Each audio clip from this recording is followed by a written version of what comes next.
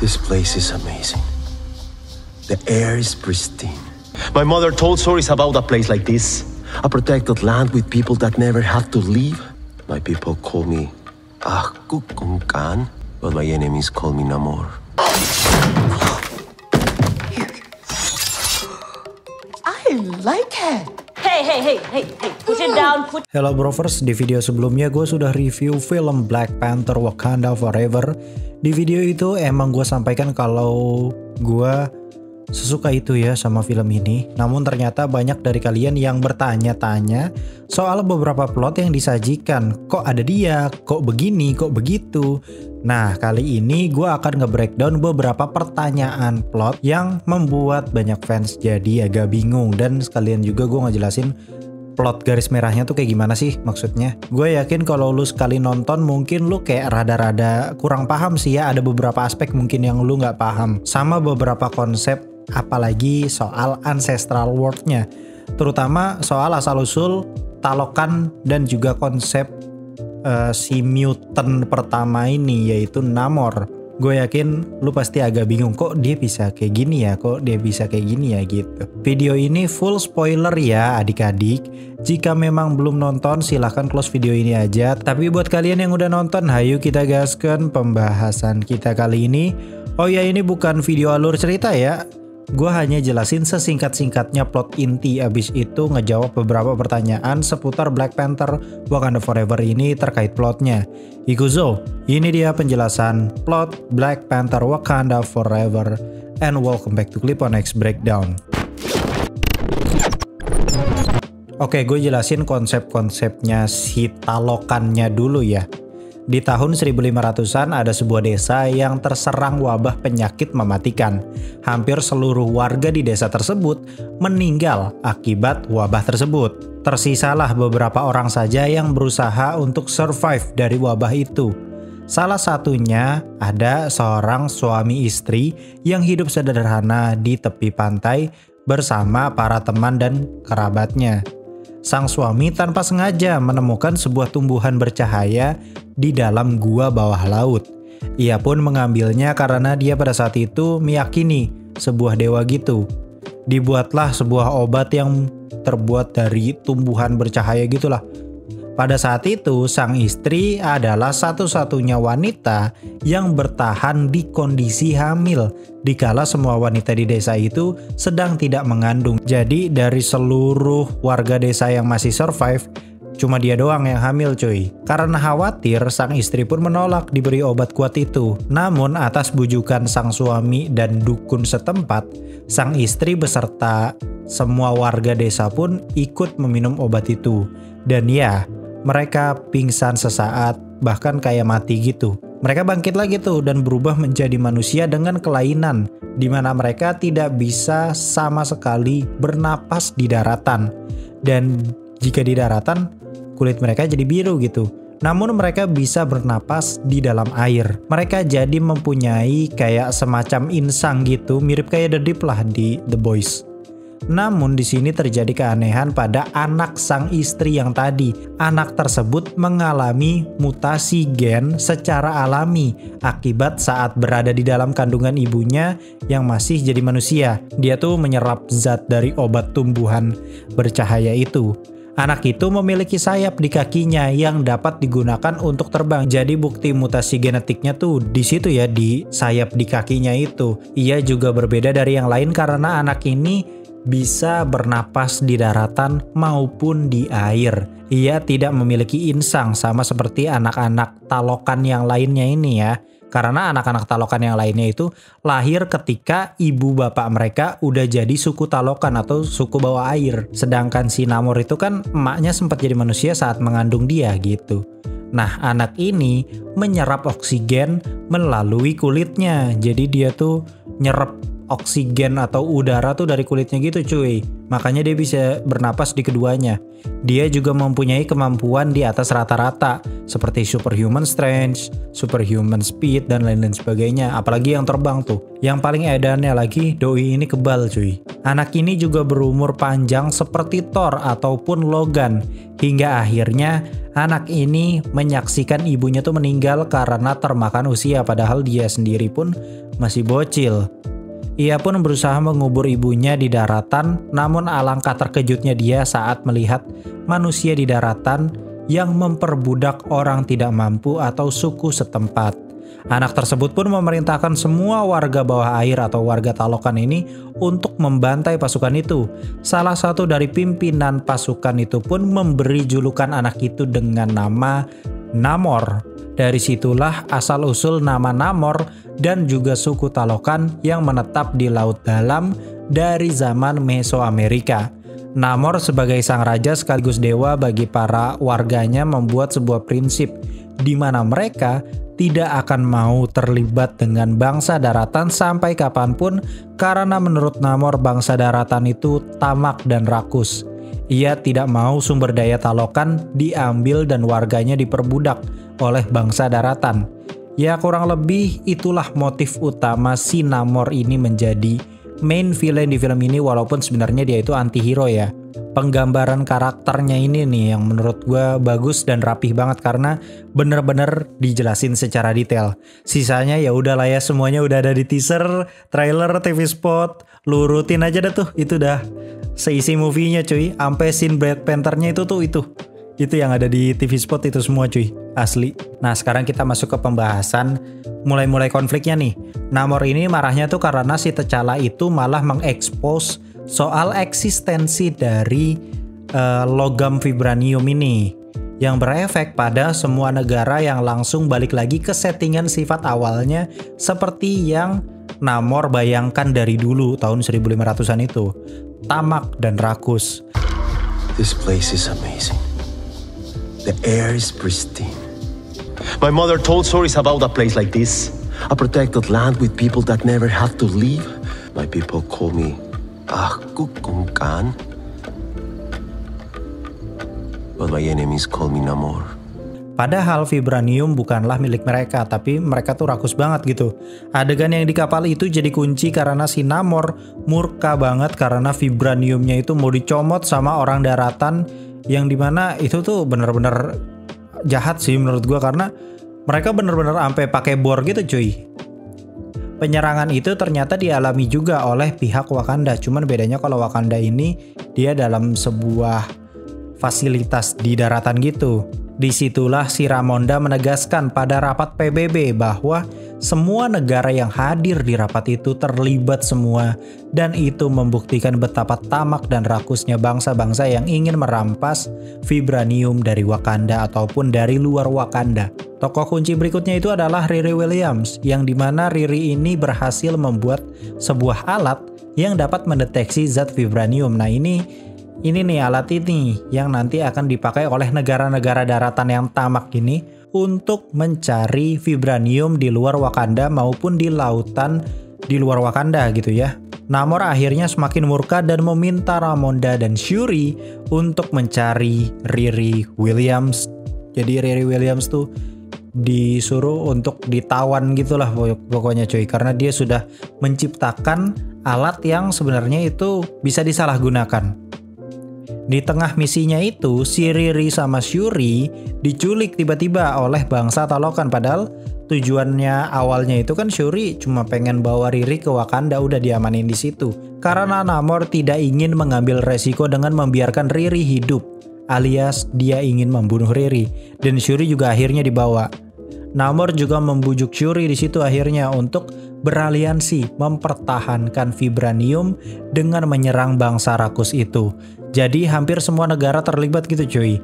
Di sini Shuri diberikan sebuah gelang yang terbuat dari akar tumbuhan obat kuat yang diminum oleh bangsa Talokan. Setelah perbincangan panjang, ternyata Shuri menolak untuk menyerang bangsa lain karena akan ada banyak korban yang tidak bersalah.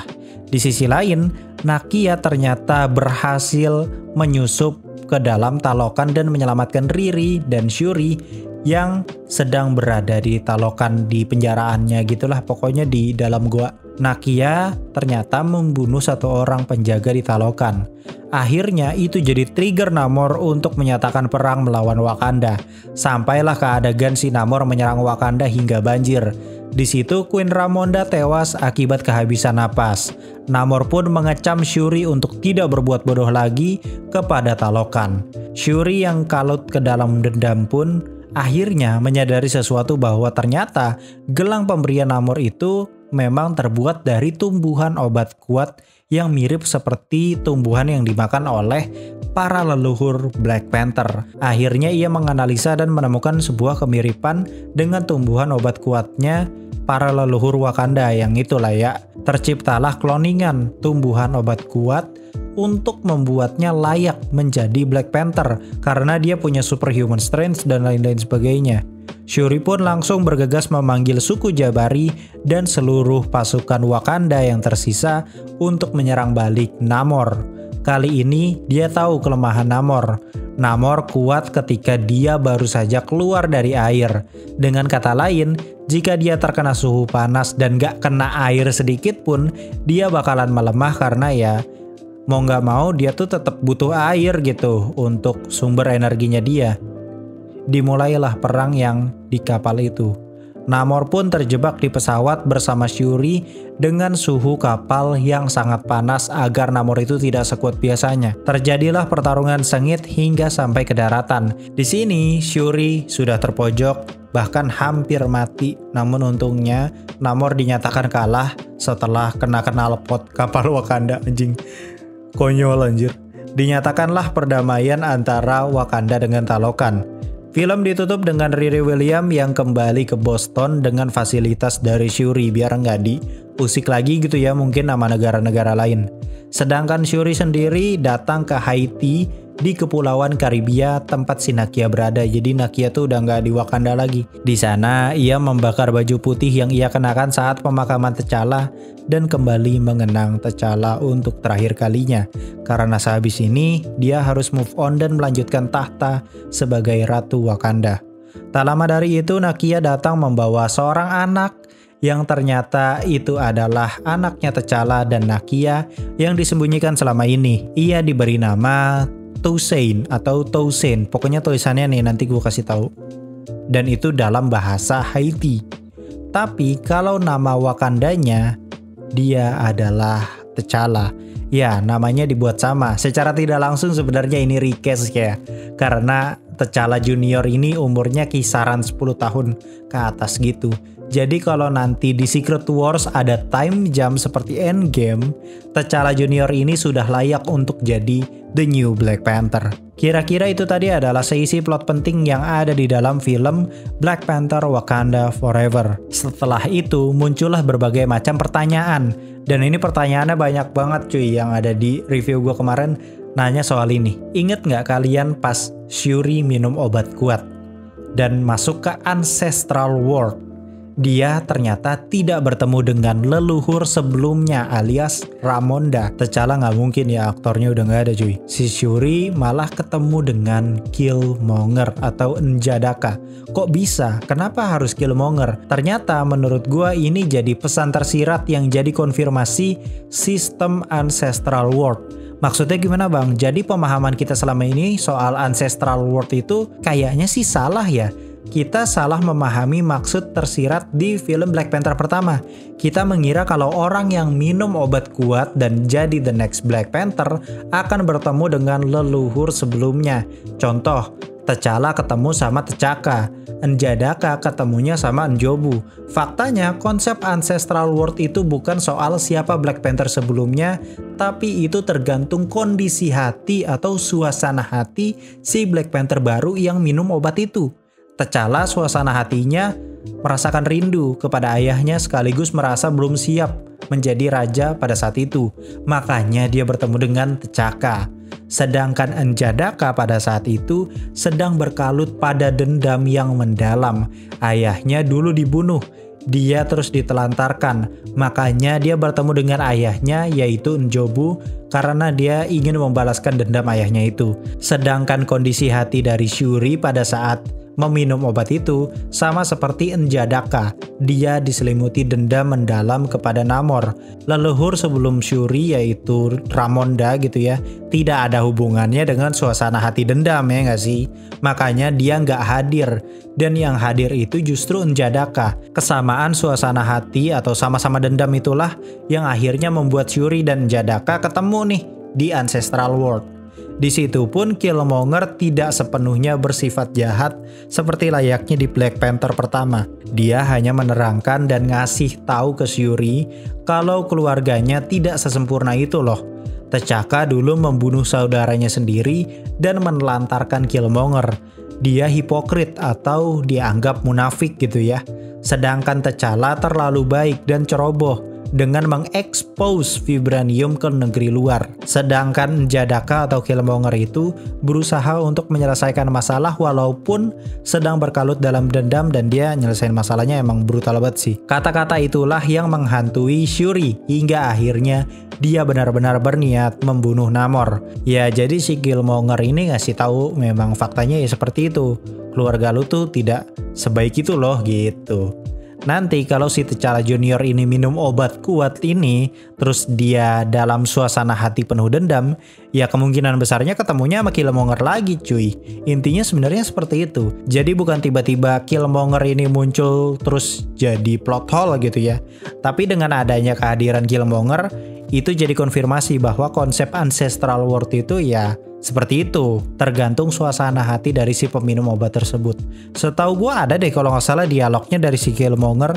Dia tuh kan kalau nggak salah sempat bilang ya, lah mana gue tahu kan lu yang manggil gue. Intinya gitu kan dia ngomong gitu. Karena sebelumnya Shuri nanya ke dia, kok lu yang datang, bukan abang atau emak gue gitu. Kira-kira gitu ya, secara penjelasannya sih kurang lebih kayak gitu.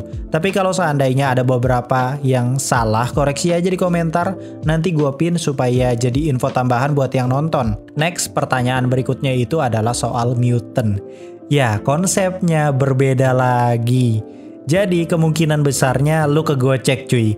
Miss Marvel kayaknya beneran fix Inhuman. Karena konsep Inhuman itu memang dari awal ras dia tuh emang udah beda gitu. Dia tuh emang bukan manusia biasa dari awal. Jadi secara keturunan kalau Inhuman tuh.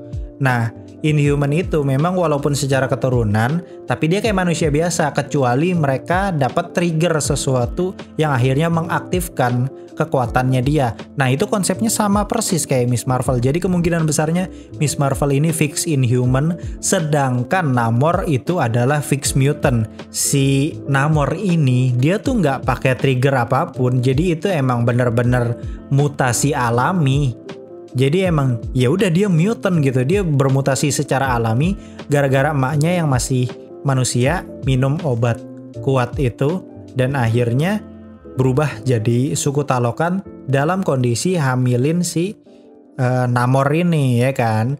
Namor ini jadi berada di dua sisi gitu. Mungkin di umur Namor masih janinnya 6 bulan dia jadi manusia ya kan. Begitu 3 bulan berikutnya gitu misalkan, dia berubah kan karena emaknya minum obat ya kan. Dia jadi si suku Talokan itu. Jadi dia prosesnya berada di 2 fase gitu cuy. Itulah yang jadi mutasinya tuh itu dan disebut mutant. Cerdas sih menurut gue, realistis anjir. Ada aja ya Ryan Coogler otaknya tuh untuk ngotak-ngatik. Menurut gue ini tuh jauh banget men dari komik, tapi dia bikin ini tuh benar-benar jadi cakep gitu anjir. Biasanya kan orang yang bertransformasi atau mengubah seisi cerita dari komik gitu ya misalkan diubah 180 derajat gitu, biasanya agak kurang gitu. Tapi di sini diubah malah jadi makin bagus gitu, jadi malah makin realistis gitu. Karena setahu gue ya, kalau di komik itu suku Atlanteans ini bukan manusia, mereka itu kayak sejenis alien gitulah ya. Alien akhirnya migrasi ke bumi, hidup di perairan bumi.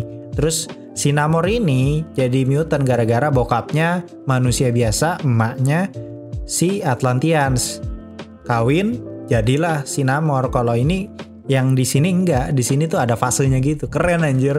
Menurut gue ini lebih realistis sih. Kira-kira segitu dulu video gua kali ini. Next akan ada penjelasan ending dan juga penjelasan post credit scene. Kita breakdown tuh soal ending sama soal Toussaint yang jadi the next Black Panther nanti di Secret Wars. Kayaknya sih fix dia bakal muncul di Secret Wars dalam wujud ya udah gede gitu ya. Kayak Cassie Lang berarti ya dia tuh. Iya gak sih? Kayak Cassie Lang kan time jump. Begitu udah time jump, dia udah proper untuk jadi superhero yang sama kayak si Ant-Man, yaitu Stinger ya. Stinger apa ya? Gue lupa Stinger kayaknya ya. Thank you yang udah gak nge-skip iklan. Gue Clip on X pamit undur diri and I'll come see you next time.